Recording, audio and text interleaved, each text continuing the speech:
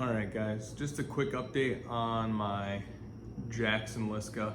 Not even really an update, more of an informational video. If you guys are new into kayaking and it's something that you like and it's something that you think you're going to continue to do, don't be afraid to make the kayak yours. I know for the longest time I didn't want to drill into it, I didn't want to customize it. I just wanted to serve its purpose as, bass boat or bass kayak for me, but the more that I'm getting comfortable with it, the more that I'm starting to do. I recently just installed this Lowrance fish finder, which I thought I would never ever do. I didn't even know how to read a fish finder up until about a month ago. I got it installed, it makes a difference. Plain and simple, makes a difference. Highly recommend you guys put a fish finder, or if you can afford a fish finder, on your kayak. That one I got from Dick's Sporting Goods. I had a $20 off coupon, $20 off of 100, and then I had a $20 for my score reward points. I think it was $100. I got it for 60. So that is the Hook 2 4-inch, and I'm gonna basically sum that up for you. If you can't justify buying a fish finder, or how do I want to word that? The technology has been out for years, so no matter which fish finder you get, you're gonna be happy with, as long as you learn how to read it. So don't be scared of the fish finder. Don't think you need to go out and buy the most expensive one, because that's absolutely nonsense. That's absolutely ridiculous. The technology's been out for years. It's like your iPhone. It calls, it texts, it's been able to call and text for years. That finds fish, it's been finding fish for years. This is my basket back here. Everything that you see on the basket is basically Walmart. Those Ozark Trail rod holders, I think they were $1.97 a piece. The middle one is zip tied in. I did 2 little pilot holes onto the basket, and then the back side, the same thing, zip tied them in. The other ones are actually bolted on from a bolt kit that I got from Menards for, I think, $2. All of the blue carts or tackle boxes in there are Ozark Trail. Really cool system. I like the colors. I'm still rocking the Pelican Angler. Guys, I know that you can save money in certain places. Okay, the paddle, I recommend not. Go out, buy a nice paddle, okay? And I'm saying that and I'm just being honest. That's my Pelican Angler. It gets me from point A to point B. It does its job. It does a great job at that. I will tell you this. I used my uncle's kayak, his Jackson Coosa HD, a couple of weeks ago, just so I could see what his fish finder was like. He's got a nicer one than me. I didn't really care for it, just because I don't need it to chirp at me when there's little bait fish underneath, or you guys can give me a hard time in the comments if you want, but I don't need all those extra features. However, his paddle that he was using was a Bending Branches paddle, and it was so much stiffer than mine. And I had so much more control, and I was getting across the water much faster.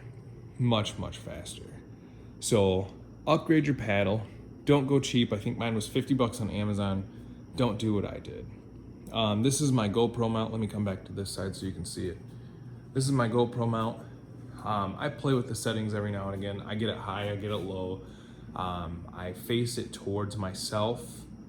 I do like that because I think my audience on TikTok or YouTube, when I post videos, is more likely to watch my reaction, and it builds up the climax to actually see the fish. Now, I do know that there's a few fishermen out there that have your camera system up here and it stands way up and points out. I like that, but you can't go cheap on your camera system. Now, I know my GoPro is capable of it, but there's a couple of big YouTubers out there, big bass or fishing YouTubers out there. You watch their videos and they are just wonky. You get like seasick watching them, but it's like, man, I want to see what they got. So you sit there and you struggle through and you're fast forwarding through. Another purchase that I made here recently is this Anchor Wizard. I will tell you right now, that I will never, ever buy a kayak and not install an anchor wizard again in my life. It is by far the best investment I've ever made. I picked that up on Craigslist. It was brand new.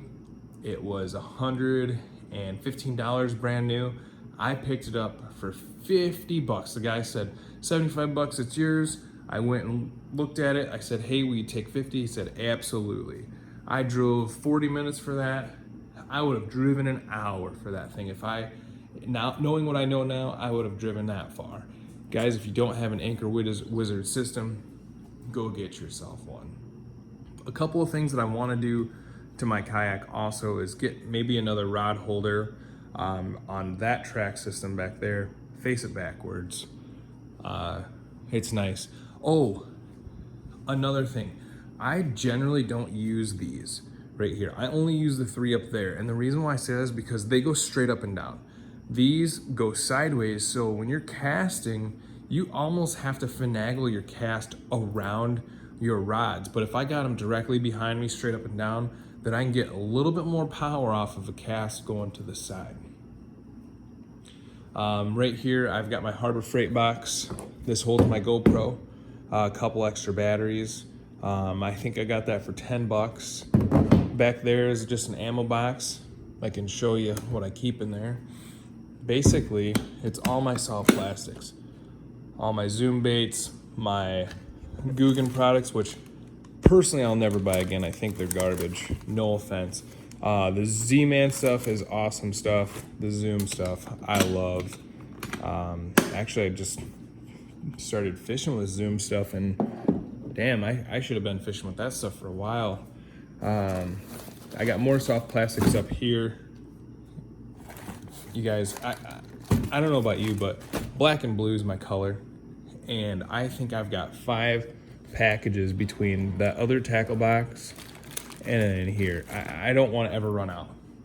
And I know that you see this little modification I have down here. It's basically your O-rings. Sometimes those O-rings are super ineffective. I'm also seeing that with experience. Now, if I'm running low on wacky worms, I'll start throwing that on. But if I'm not low on wacky worms, I will just keep hooking right through that dang wacky worm, because I'd rather catch a fish than to miss a fish. And I think we can all agree to that. In my state, by the way, most states you're required to have life vest on. I just bought this, it was $8. Dick's. I stuff it in there. Usually don't wear it, but I do keep myself safe. One of the modifications that I did tonight, which I'm absolutely in love with, is I took some double-sided Velcro, put 2 little hooks on here, or 2 little pads on here, and what I keep in here are like my wacky hooks or my jig hooks, or my, basically my soft plastic hooks, and it just snaps in there. So I'll undo that quick for you so I can show you what it looks like on the other side. And if you guys are familiar with the Jackson Liska, the seat slides on a rail system, and I'll move this right here. It slides on a rail system. It can go all the way up and go all the way back. These little black Velcro patches stick so tight and so flush, I can still move the seat back and forth. So, like I said, guys, don't be afraid to modify your kayak to your liking, because at the end of the day, it's your kayak. You're not here to impress anybody but yourself. I've gone through several changes with my kayak, and I'll tell you right now, like I said, I'm probably gonna buy another cup holder so I can put it up here, but it's basically gonna be to either A, hold my phone when my Spigen ring isn't working, or hold my pliers or my fish grippers. And I know I went over this kind of quickly. That's my Spigen ring. I have a ring on the back of my phone, and this actually hooks onto it, so it almost looks like I have 2 screens facing right at me when I'm fishing. Super cool, because then I got this screen, my phone screen right here watching me with the GoPro, and then the phone screen actually is like a remote for my GoPro, and then I got my fish finder in there. I do have a little dry box right here. It floats, it's airtight, super cool, super convenient. I throw my phone in there every now and again. But yeah, guys, like I said, the whole point of this video is not because I have a Jackson Liska or my whole complete setup, but do what you want to your kayak. At the end of the day, it's yours. Make it yours. It's supposed to be a fun sport. You know, it's not like we're out here customizing, you know, nonsense. Just, this is your boat. This is your watercraft. I love it. And make sure you guys reach out to your customer service too if you're ever having any issues. I've recently had an issue. I don't know if you can see that. That's actually a big divot in my kayak.